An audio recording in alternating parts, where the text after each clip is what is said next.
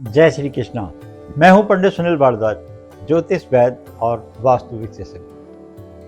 बात करेंगे 2026 मेष राशि वालों के लिए कैसा रहने वाला है, कौन कौन सी गोचर की स्थिति उनके अनुकूल है, अगर अनुकूल नहीं है तो कौन सा वो सटीक उपाय करें। साथ में ये समझेंगे कि इस तत्व की राशि वालों के लिए कौन से वो सटीक उपाय हैं जिससे उनकी काया रहे निरोगी, और बाद में आपको बताएंगे एक महा उपाय।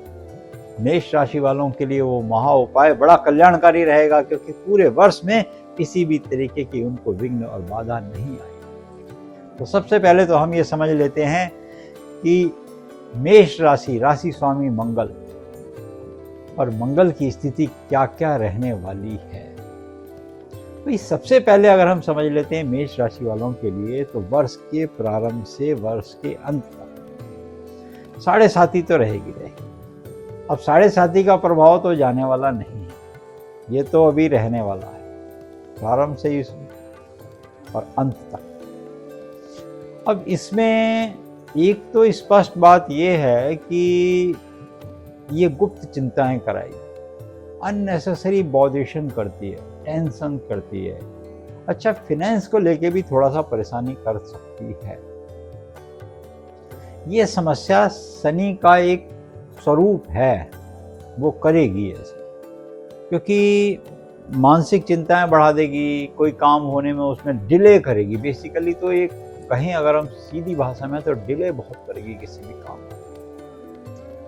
और एक बात है कि बेफजूल के रोगों से आपको भयभीत भी करेगी। ये जो पूरे वर्ष में, क्योंकि प्रारंभ से हुई है मेष राशि वालों के लिए, और अंत तक 7.5 की जो क्रिया है ना, ये थोड़ी सी करती है परेशान, डर लगाती है आपको। और खास बात, आपकी अच्छी बात भी बताते चलें आपको कि होगा कुछ नहीं, ये बात मान लीजिए, क्योंकि मंगल सेनापति है भाई, ग्रहों में सेनापति है।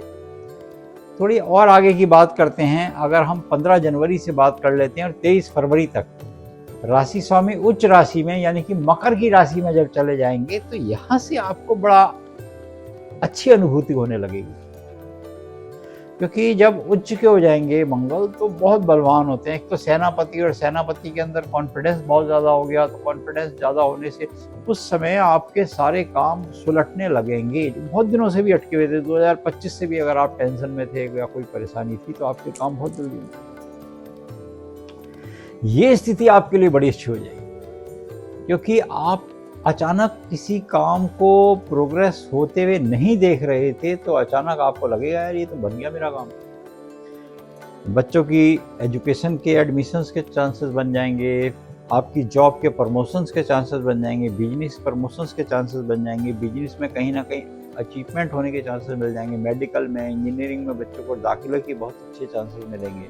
तो ये अपॉर्चुनिटीज़ आपके पास आएगी। नए रिश्ते बहुत सारे होने लगेंगे। मेष राशि वालों के लिए ये भी हो सकता है कि उनके लिए जीवन साथी की जो तलाश है वो पूरी हो सकती है।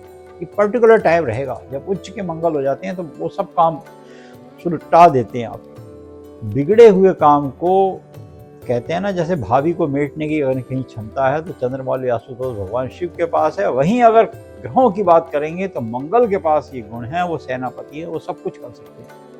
और देवता चितना धरे हनुमत से ही सब, ये बात ध्यान रखिए। वहीं हम 23 फरवरी से 2 अप्रैल तक के बीच में मंगल 11वें भाव में राहु युक्त हो जाएंगे। यहाँ पे थोड़ी सी आपकी विघ्न बाधाएं प्रारंभ हो जाएंगी, क्योंकि आपने क्या करा, दिखावा बहुत ज्यादा करा। अब आप समझ लीजिए क्या करना है क्या नहीं करना, वो आप कुछ समझते जाइए। जो हमने टाइम बताया 23 फरवरी से 2 अप्रैल तक के बीच, जो 11वें भाव में रहेंगे मंगल। और 11वें भाव में मंगल रहने से आदमी क्या होता है, पिछले दिनों में जब पैसा बहुत ज्यादा था ना, तो वो ओवर हो जाता है। अब ओवर में आपने चीजें भी दिखा दी, गाड़ी भी दिखा दी, मकान का भी दिखा दिया, प्लानिंग भी बता दी, सब डिस्क्लोज कर दिया, तो वहां आपको नजर लगेंगी, वहां से आपके विघ्न बाधाएं प्रारंभ हो जाएंगी। अच्छा, 2 अप्रैल से लेके 11 मई तक के बीच में द्वादश भाव में रहेंगे। अच्छा, ये शनि युक्त हो जाएंगे, और शनि से युति बनाएंगे तो संचार करने से यात्राएं बहुत ज़्यादा होंगी, खर्चे बहुत ज़्यादा होंगे, ट्रैवलिंग बहुत ज़्यादा करेंगे, फिजूल खर्चियाँ बहुत ज़्यादा होंगी, दूसरे के पछड़ों में बहुत ज़्यादा पड़ जाएंगे। अचानक कोई धन मांग लेगा आपसे, कोई ना कोई कहेगा यार मेरे को काम की ज़रूरत है, पैसा दे दो, तो आप दे बैठेंगे। फिर इसी के मध्य 14 अप्रैल से 14 मई तक का जो समय होगा, उसके बीच में सूर्य इस राशि में उच्च राशि में संचार करने से अचानक धन की प्रॉफिट एक नजर आएगा आपको। अचानक आपको लगेगा कि यार इस समय तो मेरे पास धन के अपॉर्चुनिटी आने वाली है, ये पैसा, उसमें लोन भी पास होता है, उसमें रुका हुआ पैसा भी मिलता है, उसमें व्यापार में अचानक जंप भी मिलता है, एडवांस भी मिलता है, काम भी मिलता है इस पीरियड में। क्योंकि सूर्य का जब संचार हो जाता है तो अचानक ये प्रॉफिट मिलने लगता है। अच्छा, 11 मई से 21 जून तक के या 20 जून का समय मानो, मंगल इसी राशि में संचार करने से जो प्रॉस्पेरिटी है वो प्रॉफिट और देती है, ये एक आपको अच्छा एक अपॉर्चुनिटी मिलेगी। वहीं हम बात कर लेते हैं 18 सितंबर से लेके 12 नवंबर तक के बीच में मंगल कर्क राशि में आ जाएंगे। अब कर्क राशि में जब मंगल आए तो समझ लीजिए नीच की स्थिति है। अब इसमें क्या होता है, इसमें एक बात को समझो आप, हम कभी कभी ओवर कॉन्फिडेंस में जाके अपना ही नुकसान कर लेते हैं।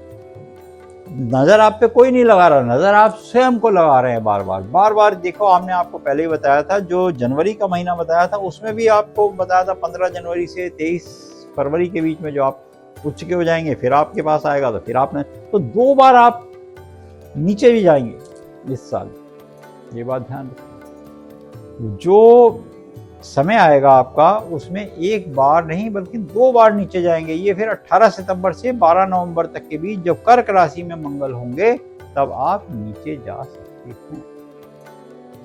तो ये जो समय बताया हमने आपको 18 सितंबर से 12 नवंबर तक का, तो आपने करना क्या नहीं है। किसी से पार्टनरशिप नहीं करनी, किसी के दूसरे के पचड़े में नहीं पड़ना, दूसरे की जमानत में, दूसरे के कार्य में, किसी की गवाही, किसी की झूठी गवाही, इन सब चक्करों में आपने पड़ना ही नहीं, आपने अवॉइड ही करना है, बस ये सोच लीजिए। ये एक पर्टिकुलर टाइम है, नहीं तो आपको परेशानियों का सामना करना पड़ेगा, बच के रहना है, जो हमने आपको टाइम बताया।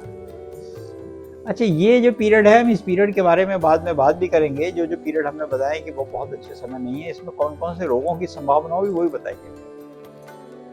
एक बार हम पूरे साल तक पहुंच जाए जरा, फिर उसके बाद 31 अक्टूबर से वर्ष के आरंभ तक गुरु की शुभ दृष्टि पड़ जाएगी। देखो, गुरु की कृपा अगर हो जाए ना, तो कहते हैं गुरु जो है आपकी कुंडली में 1.25 लाख दोषों से भी कुंडली को मुक्त कर देता है। गुरु की दृष्टि बहुत अच्छी होती है। अब गुरु की दृष्टि पड़ने से, गुरु कृपा होने से आपकी सभी परेशानियों से आपको मुक्ति मिलेगी। ये अच्छी बात है, ये बहुत अच्छी बात होगी। बिना गुरु की गति नहीं। गुरु ब्रह्मा गुरु विष्णु गुरु देवो महेश्वरा, गुरु साक्षात परम ब्रह्म। और यहां पे जब दृष्टि आ गई तो ये मान लीजिए ऐसा योग जिस व्यक्ति की भाई राशि पे है या कुंडली में ऐसा योग है, तो फिर तो उसकी बल्ले बल्ले है। तो क्या होगा आपके पास? देखो, ये अग्नि तत्व की राशि है, थोड़ी टेंशन कम होगी, थोड़ा क्रोध कम होगा, थोड़े रोग कम होंगे, थोड़ी एंजाइटी डिप्रेशन वो कम होगा। जो पिछले दिनों समय समय पर आई हैं चीज़ें कम होंगी, जिसके जो नकारात्मक प्रभाव है वो खत्म हो जाएगा। नेगेटिव एनर्जी को आपको हटाना नहीं है, वो स्वतः अपने आप निकल जाएगी। वो कैसे निकलेगी भाई? अंधकार रूपी कमरे में प्रकाश की किरण को ले आइए, मात्र एक, बस अंधकार तो स्वयं बाहर चला जाएगा। तो आपने गुरु की कृपा, गुरु की उपासना, गुरु की दृष्टि से आप अपने आप को कष्टों से मुक्त पाएंगे। ये बिल्कुल एक अच्छा समय है वर्ष के एंड तक। तो कुल मिला के बात करें, हमें लगता है कि मेष राशि वालों के लिए 2 बार थोड़ा सा पड़ाव डाउन है, और उस पड़ाव में एक रोग होने की संभावना भी है। पित्त के रोग परेशान कर सकते हैं। अब एक आयुर्वेद चिकित्सक होने से हम एक बात तो आपको बता ही सकते। देखो, विरोध हार से आपको पूरे साल बचना होगा। बस इस बात को हमारी एक लिख लीजिएगा। तिरोधार की बड़ी लंबी सूची है, कई सारे हमारे ऋषियों ने लिखी है, इसको आप पढ़ लीजिए।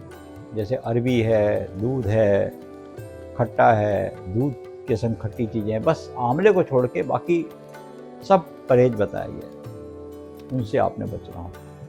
देखो, एक सूत्र याद रख लो आप, ये वेदों का सूत्र है, ये वैद लोग ही बताते हैं।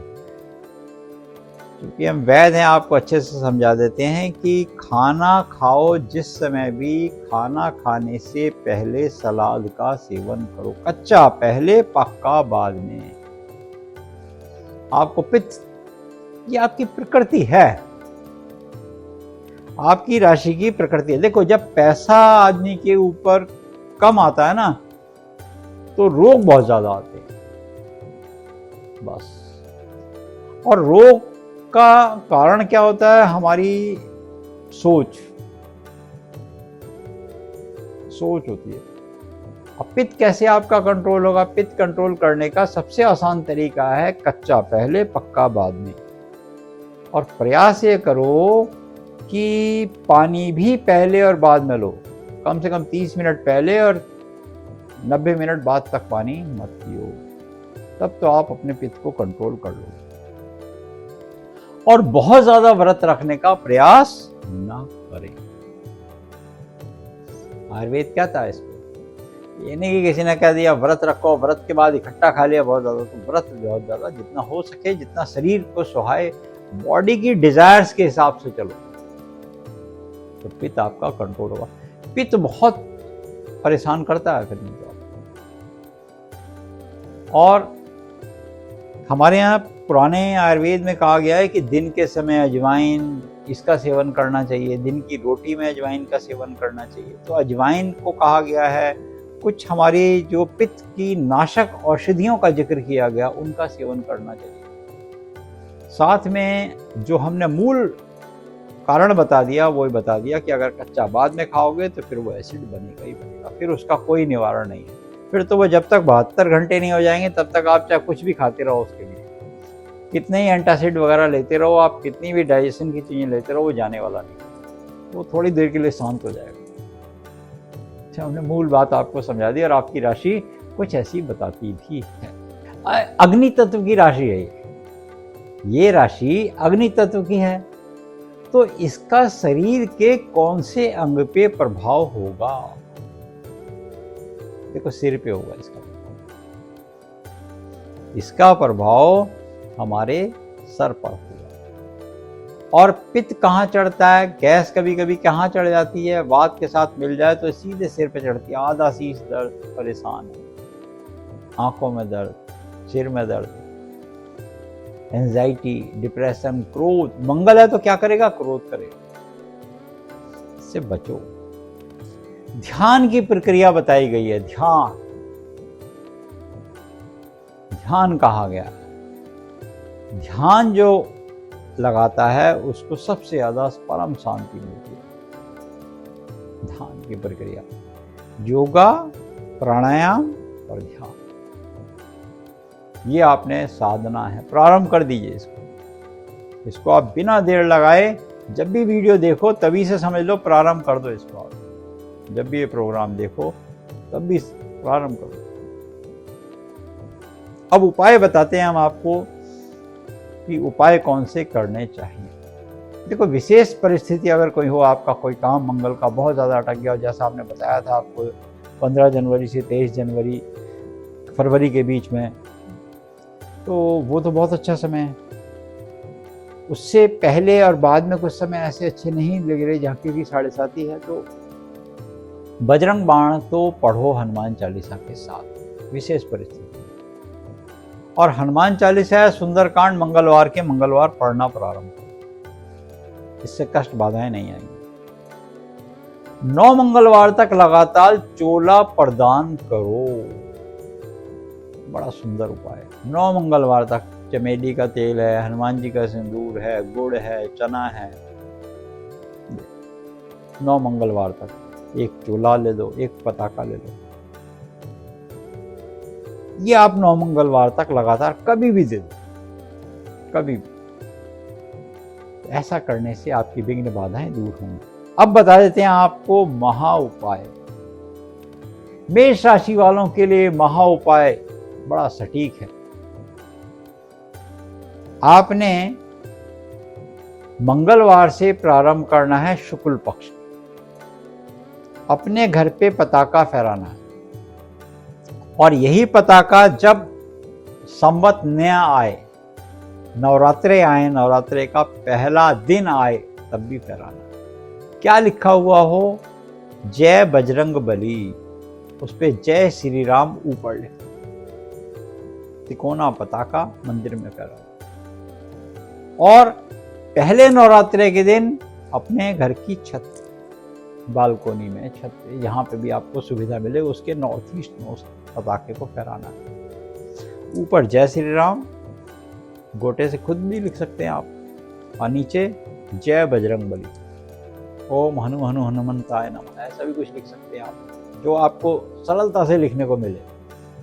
लिखना हनुमान जी का नाम है, पहले राम जी का नाम। अपने घर के नॉर्थ ईस्ट में आप फहरा दो। आप देखेंगे ये आपके लिए एक चमत्कार होगा, उनकी कृपा आपको मिलनी प्रारंभ हो जाएगी। और जिस दिन फहराओगे उस दिन से 27 मंगलवार तक 125 ग्राम गुड़, 125 ग्राम भुने हुए चने, या 1 मुट्ठी गुड़, 1 मुट्ठी चने। अच्छा, चने ना थोड़े से साफ कर लेना, वो कंकड़ी वाले होते हैं ना, कभी कभी गाय को भी कटर कटर आवाज आती है चबाने में, वो नहीं होनी चाहिए। चने साफ हों, फूले हुए हों, तो गुड़ और चने गाय को खिलाओ। और शाम को 4 बजे के बाद। अब इसी महा उपाय में एक बात ध्यान रख लीजिए, मंगलवार को शाम को 4 बजे के बाद ही हनुमान चालीसा पढ़नी है, संपूर्ण हनुमान चालीसा। संकट मोचन, बजरंग बाण, आरती और राम स्तुति अवश्य करिए। श्री रामचंद्र कृपालु भज बन हरण भव दारुणम। और हनुमान चालीसा अवश्य पढ़ें। कहाँ तक पढ़ें?